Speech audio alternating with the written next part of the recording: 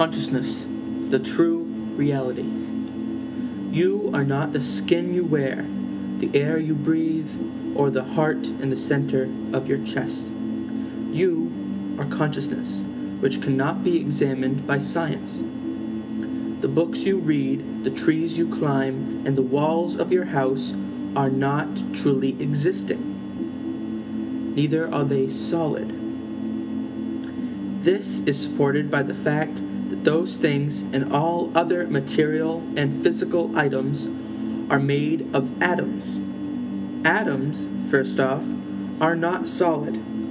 Therefore, neither are the things that are made of them. Second, when even closer examined, matter itself, which is made of atoms, seems more and more not to truly exist. The more they examine matter and atoms, the more they realize that they're made, the smaller and smaller and smaller molecules and so on end up not even existing. Therefore, something somehow being there based on nothing.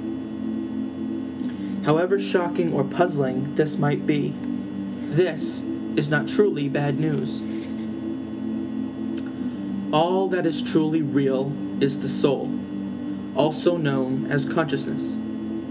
However, the things we see through this experience are still there, regardless of if they exist truly scientifically or not. They are still there. The first portion of what I told you tells us that all of the matter and atoms, they don't exist. However, we're still experiencing matter as we live. We see it everywhere. We see the matter everywhere. So, when we think about that, what does that mean then? If atoms and matter truly don't exist and certainly aren't solid, then why are walls, trees, and books here and, in fact, solid? Because you believe they are. Truly, nothing is solid. It's your programming in which makes you think that something is solid. The cliche saying, mind over matter, is somewhat literal.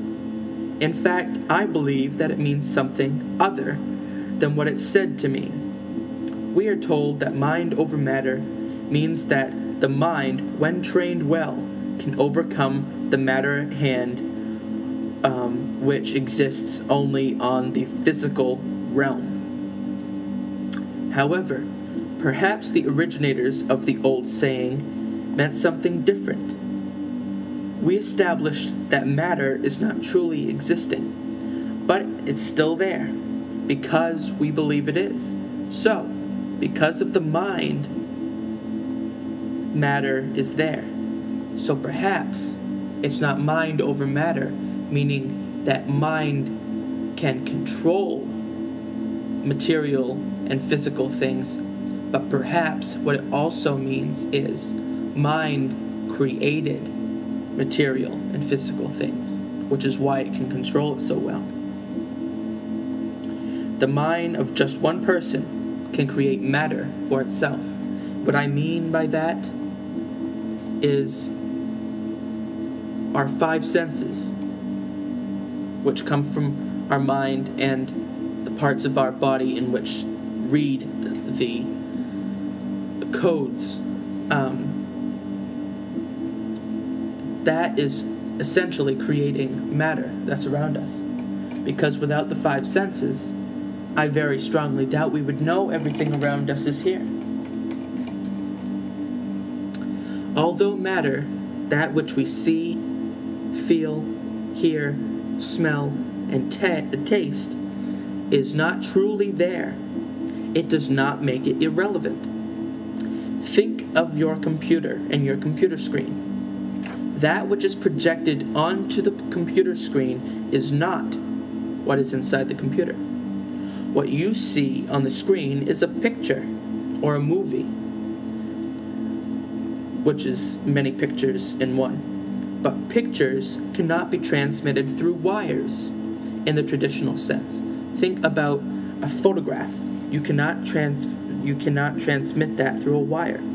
So what the internet does is it sends codes to the computer, which holds the color and the formation and all of that sort of thing of the picture within the codes, which then the computer then reads and turns the codes into the picture because it understands what the codes mean. If it does not understand what the codes mean, what you're left with on the screen is usually a bunch of coded jargon that was sent to the computer itself. Now, if it doesn't understand the language at all in which it was sent, something it's never seen before, then you'll see an error screen, you'll see a glitch screen, or you'll see a blank screen.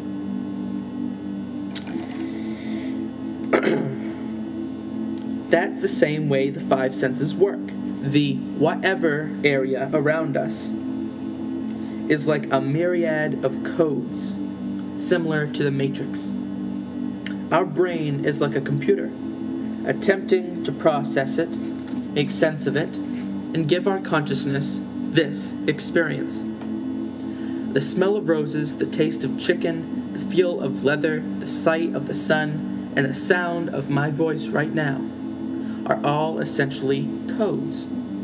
They then reach our bodies and our mind, and our brain decodes it all into our experience, which ends up in our mind. That is why, like an out-of-order vending machine, if a body part which sends the codes to the brain is shut down, you will not be able to make contact, your brain will not be able to make contact with that particular sense.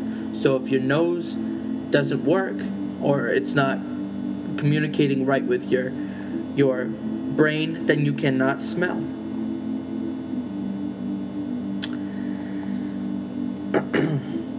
If the machine doesn't work or it's unplugged, you can keep hitting that code over and over and over. You can, like a vending machine, but it's not going to drop what you want. In other words, the codes all around you can come to you and come to you and come to you and be there and be there and be there. But unless your body parts which read the five senses send a signal to your brain, you will not read what is there. I think this is obvious right here, but just outlining the information. Matter is not irrelevant because it's there. That is the number one reason, possibly the only reason, why it's not irrelevant is because it's there. Even though we have control over matter with our consciousness, matter is still there. The whatever or the codes that float around us are there somehow, for some reason, by something. What I do know is that we can change the codes. It's been done. I don't know why a material or physical world or universe must exist, or why, how, the whatever space around us, it has to exist. But I do know that we have power over it. However, some of us have more influence than others, which would seem obvious because at any given time, the people of this world are at different stages of consciousness.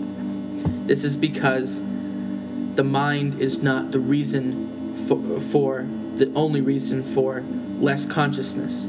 It is our surroundings, and therefore people with different surroundings or people who stay independent of their surroundings have different consciousness than those who don't. Confusing as it is, all we truly are is consciousness. But many things are screwing with that same consciousness and awareness in this physical world. The easy and rather naive answer is that thing in which screws with it is the mind. However,